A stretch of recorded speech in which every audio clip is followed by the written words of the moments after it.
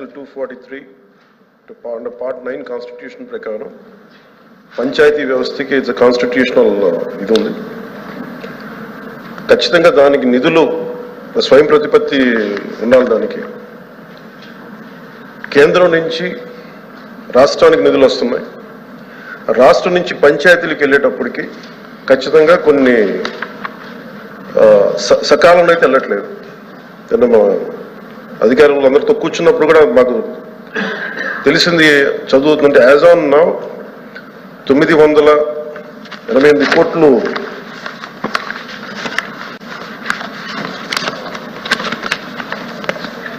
As on now 998 కోట్లు మార్చి నెలకి ఇంకా విడుదల కావాల్సింది అధ్యక్ష. ఇప్పటిదాకా రాలేదు.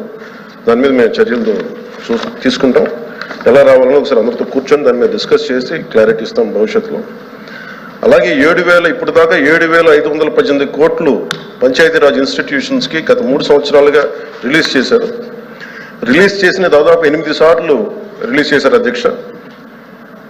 కాకపోతే అది 5 సార్లు ఒక డిలేడ్ పేమెంట్ జరిగింది. అంటే అక్కడ కేంద్రం నుంచి రాష్ట్రానికి వచ్చి రాష్ట్రం నుంచి పంచాయతీ అకౌంట్లకు వెళ్లాల్సింది 10 రోజుల్లోపే వెళ్ళాలి. కానీ 10 రోజుల్లో ఎప్పుడు వెళ్ళలేదు. దాదాపు 5 సార్లు డిఫాల్ట్ పేమెంట్ జరిగింది, లేట్ అయింది. దానివల్ల అప్పుడు రాష్ట్ర ప్రభుత్వం 11 కోట్ల రూపాయలు పెనాల్టీ కూడా పే చేశారు కేంద్ర ప్రభుత్వానికి. అలాగే ఇప్పుడు భవిష్యత్తులో ఇంకా ఏమేమి జరిగినాయి, ఇంకా అవకతవకలేని జరిగినాయి అంటే ఇందా గౌరవ సభ్యులు చెప్పినట్టుగా దాదాపు డిస్కామ్స్కి పంచాయతీరాజ్ వారి అనుమతి లేకుండా, సర్పంచుల అనుమతి లేకుండా దాదాపు 2,165 కోట్లు వాళ్ళకి డిస్కామ్స్కి పే చేయడం జరిగింది.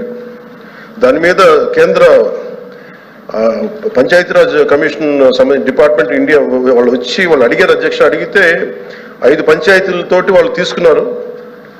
దాని మీద మొత్తం జరిగిన తర్వాత వాళ్ళు ఒకటే చెప్పారు, దీంట్లో కొన్ని అవకతవకలు 6 అంశాలు లేవనెత్తారు అధ్యక్ష. 6 అంశాలు లేవనెత్తిన దానికి దాని అనుబంధంగా అన్నీ ఉన్నాయి.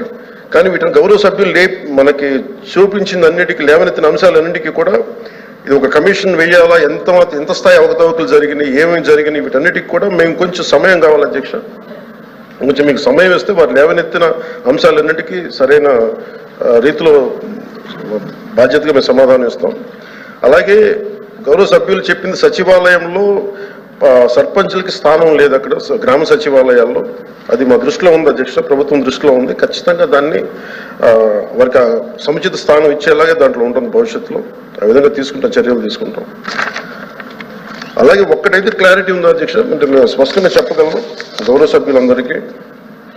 కేంద్ర ప్రభుత్వం నుంచి నిధులు చాలా సవ్యంగా అందినాయి అధ్యక్ష. స్టేట్ ఫైనాన్స్ కమిషన్ మటుకు కొంత సకాలంలో అయితే నిధులు విడుదల చేయలేదు. అది ఆ సమస్యలు అయితే ఉన్నాయి. అది ఏ పరిస్థితుల్లో జరిగినాయి, ఎలా జరిగినాయి, ఈ అనుబంధంలో ఉన్నాయి, గౌరవ సభ్యులందరికీ సంతృప్తికరంగా ఉన్నాయా లేదని ఇంకొకసారి వారు దాని మీద చదివి ఇంకొంచెం మాకు వివరణ ఇస్తే ఖచ్చితంగా మరింత కరెక్ట్ చేసుకుని కొంచెం డీటెయిల్గా అధికారులందరితో కూర్చొని మీకు తెలియజేస్తాను. ఓకే.